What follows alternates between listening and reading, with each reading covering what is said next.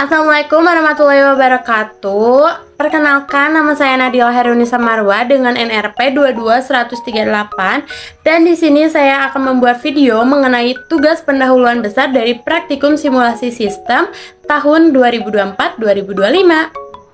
Tapi kalian pernah pikir nggak sih gimana cara ngeprediksi suatu sistem sebelum benar-benar diterapkan ataupun dibuat? Nah, dalam video ini aku akan ngebahas gitu sedikit mengenai simulasi sistem, manfaatnya, contohnya secara general dan juga software apa sih yang dipakai. Mari kibas, mari kita bahas. Apa sih simulasi sistem? Jadi, simulasi sistem itu merupakan proses pembuatan model dari sistem nyata untuk menguji dan juga mengevaluasi gimana sih sistem tersebut tuh bekerja dalam berbagai kondisi. Biasanya, simulasi sistem ini dilakukan di berbagai bidang seperti manufaktur, transportasi, dan juga layanan kesehatan. Terus, ada beberapa juga contoh penerapan simulasi sistem dalam berbagai bidang seperti pada antrian bank, kita tuh untuk mengurangi gitu waktu tunggu dari nasabah. Terus simulasi produksi di pabrik itu tuh untuk guna meningkatkan efisiensi dari mesin, dan juga simulasi lalu lintas untuk mengurangi kemacetan di kota-kota besar. Ada juga manfaat dari simulasi sistem, yaitu kita bisa mengidentifikasi permasalahan dalam sistem tanpa harus mengganggu sistem yang asli. Lalu kita juga bisa mengoptimalkan gitu sumber daya dan juga proses agar lebih efektif dan juga lebih efisien. Lalu kita bisa juga mengurangi resiko kecelakaan kerja ataupun hal-hal yang tidak diinginkan dari proses aslinya, dan juga kita bisa mengurangi biaya yang dikeluarkan untuk proses pekerjaan secara langsung. Terus kita juga bisa memprediksi atau mengetahui resiko apa gitu atau dampak apa yang bisa timbul gitu sebelum kita melakukan penetapan keputusan. Dan juga kita bisa mempercepat atau memperkirakan gitu hasil waktu dari proses penganalisisan dalam waktu singkat. Sebelum melakukan penelitian menggunakan simulasi, kita juga harus mengetahui gitu variabel-variabel apa yang relevan pada saat melakukan penelitian. Nah, yang pertama ada variabel status, itu tuh untuk mengetahui permasalahan apa yang terjadi dalam sistem. Misalnya dalam proses pembayaran karena kasirnya cuma ada satu. Lalu ada variabel keputusan, itu untuk memperbaiki permasalahan yang sebelumnya. Kayak misalnya kalau kasirnya satu berarti kan harus ditambah.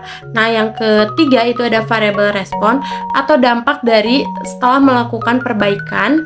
Itu tuh apakah antrian menjadi lebih sedikit ataupun lainnya. Nah, contohnya kayak kita sekarang lagi di Makeupuccino atau toko kosmetik, yang dimana toko kosmetik tuh pasti nggak ngejual satu brand aja, pasti macam-macam kayak Makeover, Wardah, Instaperfect, Maybelline, terus Emina dan lainnya. Terus isinya juga tuh nggak hanya make up dan juga skincare, pasti ada hair care, body care, dan itu tuh semua lengkap sesuai dengan kebutuhan dan keinginan kita. Menurut aku, store Makeupuccino ini perlu adanya perbaikan dikarenakan sering terjadinya antrian yang panjang dari tengah toko hingga ke belakang karena pada saat melakukan proses pembayaran atau transaksi itu hanya ada 3 kasir, dimana itu tuh berjajar gitu, jadi terjadinya penumpukan hingga ke belakang. Terjadinya antrian yang panjang, kita dapat mengganggu pengunjung yang lain karena dia berada di tengah gitu, antrian yang panjang tuh ada di tengah, terus kita menghalangi pengunjung yang pengen datang ngeliat ke bagian make up, skincare, hair care, body care, itu tuh dapat mengganggu. Dan kalau misalnya kita sebagai pelanggan melihat antrian yang panjang pada saat baru datang ke toko, kita jadi hawanya tuh males gitu untuk membelinya. Jadi ini tuh perlu dilakukannya perbaikan secara simulasi sistem, baik dari tata letaknya ataupun dari sistemnya. Tadi aku udah bahas sedikit loh tentang antrian. Menurut kalian, antrian yang tadi aku bahas itu termasuk ke jenis yang mana ya? Jadi tadi yang aku contohin itu merupakan antrian bulking, yang dimana orang baru datang ngelihat antrian panjang kayak gitu tuh udah males gitu, udah nggak jadi, dan mereka nggak jadi datang ke tempat tersebut. Yang kedua ada reneging, yaitu dia udah masuk ke dalam antrian tetapi dia belum sempat dilayani dan memilih untuk keluar gitu. Kayak misalnya dia dapat nomor urut ke 10 tapi di nomor 5 dia udah keluar kayak gitu.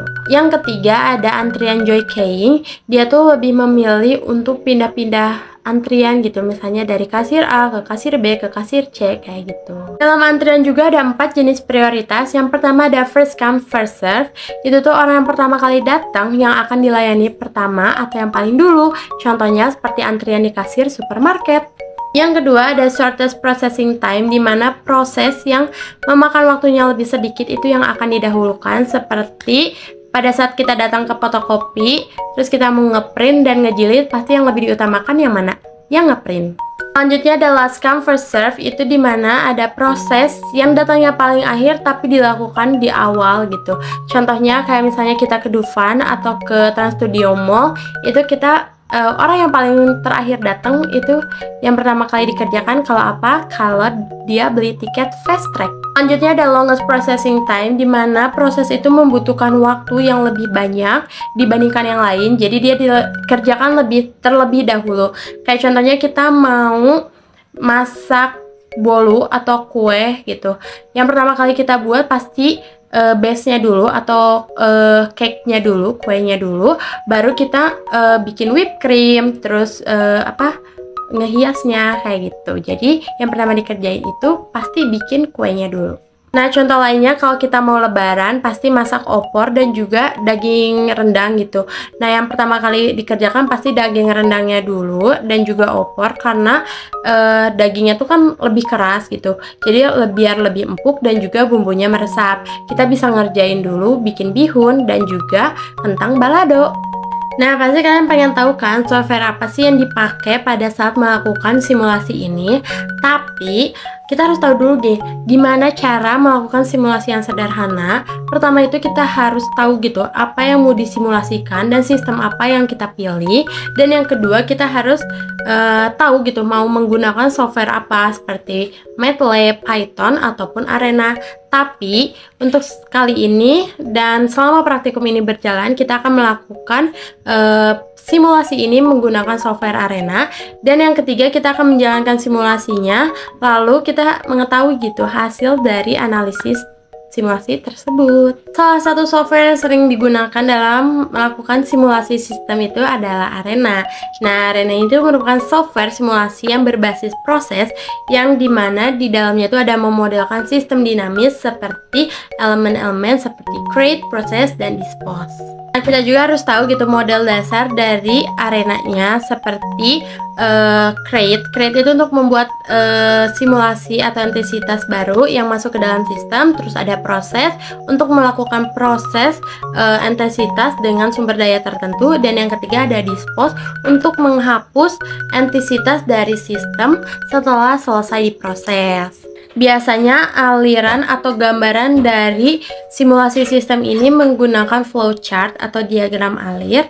Ada seperti waktu pembayaran, waktu kedatangan, terus ada layanannya, dan waktu kepulangan, seperti itu.